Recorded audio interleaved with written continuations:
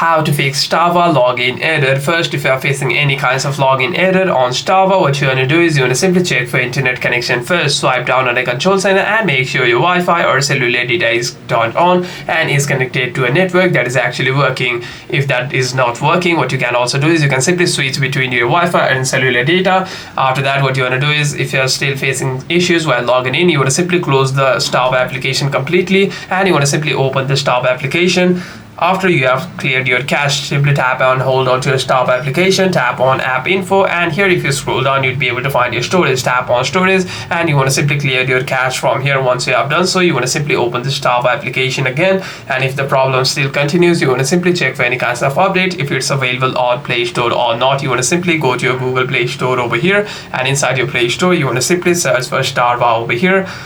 And if any kinds of update is available over here, you want to simply update your app from here. And once you have done so, you shouldn't be having any kinds of problem the next time you log in into the app. Hope this video was helpful. Do like and subscribe.